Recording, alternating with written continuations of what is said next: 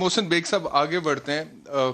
وہ میں نے نا وہ پروگرام کے بعد یہ کہہ دیا تھا جب کیرا صاحب گئے تھے تو میں نے کہا تھا کہ the graveyards are filled with indispensable people. یعنی کہ دنیا تو چلتی رہتی ہے, کوئی آتا ہے کوئی جاتا ہے, آج میں ہوں میری جگہ کوئی اور ہوگا, اسی طرح ہر کسی کے اوپر یہی پرنسپل اپلائی کرتا ہے.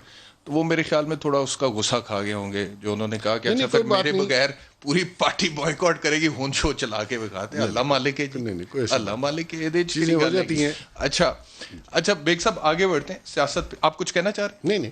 اچھا آگے بڑھتے ہیں جی, سیاست پہ چلتے ہیں. مریم نواز صاحبہ نے اپنے والد صاحب کے حوالے سے ایک انٹرسٹنگ بات کی, وہ ذرا آپ کا تجزیہ لیتے ہیں. سنائیں جی وہ مریم کے پاپا کے حوالے سے وہ کیا کہہ رہی ہیں خود. مریم کے پاپا آئیں گے, مریم کے پاپا روزگار تو انشاءاللہ بعد میں لائیں گے, پہلے ان ووٹ چوروں کو رلائیں گے.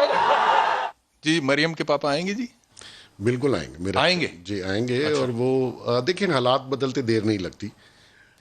جب وہ سائن کر کے گئے ایگریمنٹ ظہور پیلس سعودی عرب میں, تو یہی تھا کہ جی سیاست ختم ہو جائے گی ان کی, اور پارٹی بھی تھوڑی سی نیرو ہو گئی, چند سیٹیں ملیں, لوگ بھاگ کے کاف لیگ میں چلے گئے. یہ وقت ہے. خان صاحب کو دیکھو آج سے 2.5 سال پہلے کس طریقے سے لوگوں نے ویلکم کیا, اور ایک نئی پولیٹیکل پارٹی کو آزمانے کے لیے لوگوں نے لائنوں میں لگ کے ووٹ دیے, اور مڈل کلاس اور پڑھے لکھے لوگوں نے. لیکن آپ دیکھیے 2.5 سال بعد کیا ہوا.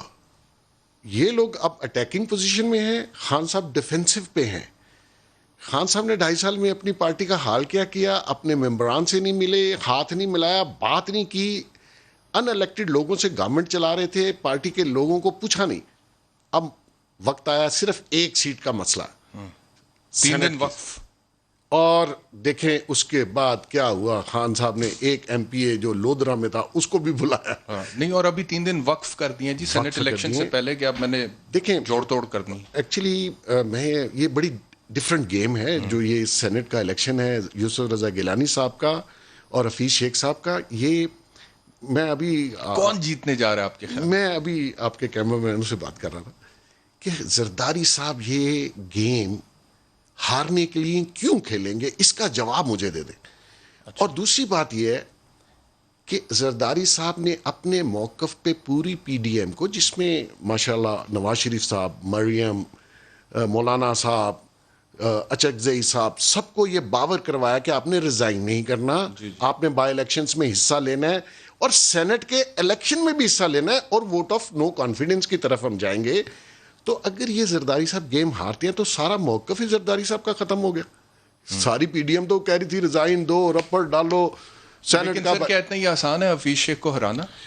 آسان اس لیے کہ اگر آپ دونوں کا کمپیریزن کریں تو آج جو آپ کے ملک کی اکانومی ہے, آج شیخ رشید صاحب جو فلاسفر بنے ہوئے ہیں وہ کہہ رہے تھے کہ ڈوبتی, اور بھائی ڈبوئی کس نے ہے؟ وہ تو 5.8 پہ چھوڑ کے گئے تھے جن کو ہم چور کہتے تھے. وہ تو 5.8 کے آپ نے مائنس کیا, کس نے مائنس میں گروتھ کیسے چلی گئی؟ یہ ساری الیکٹریسٹی, گیس, یہ انفلیشن جو ہے جس سے پوری پاکستانی ہر شخص پریشان ہے, امیر یا غریب ڈزنٹ میٹر, کیونکہ امیر کو بھی اتنا ہی جھٹکا لگ رہا ہے جتنا غریب کو لگ رہا ہے. تو مقصد یہ ہے کہ اس نیچ پہ پہنچانے والے یہ ارسطو ہی تو ہیں.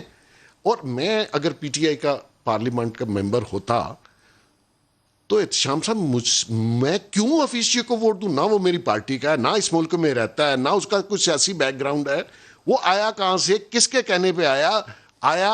مجھے صرف اگر خان صاحب یہ شو سن رہے ہوں مجھے بتا دیں کہ اس سے پہلے خان صاحب اس سے کبھی ملے تھے؟ جب وہ آ کے ٹھڑک کر کے آ کے وہ ایڈوائزر اور مشیر لگ گئے فائنانس کے, نہیں ملے. بلکہ جب وہ پیپلز پارٹی کے دور میں وزیر خزانہ تھے اس کو کرٹیسزم کرتے تھے.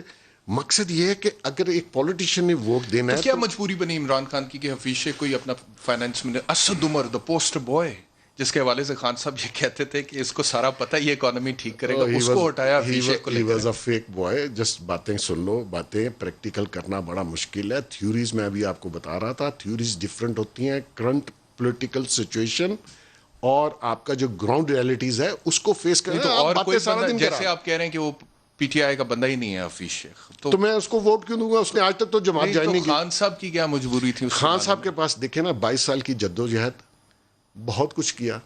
ایک فائنانس منسٹر نہیں پیدا کر سکے, ایک اکانومسٹ نہیں نکال سکے اپنی جماعت میں, کیونکہ بان گندی کا دمبا ادھر سے پکڑا ادھر سے پکڑا, بنا لی جماعت. ٹھیک ہے بنا لی, آپ کو ووٹ بھی ملے, آپ کی خاطر ووٹ ملے.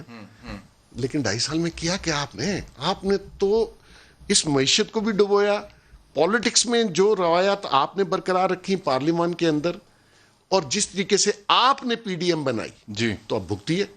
اور یہ میں آپ کو بتا دوں کہ یہ جو الیکشن ہے, یہ اگر اپسیٹ ہو گیا اور گیلانی صاحب جیت گئے تو اینڈ گیم ہو جائے گی. پھر آپ بچ نہیں پائیں گے.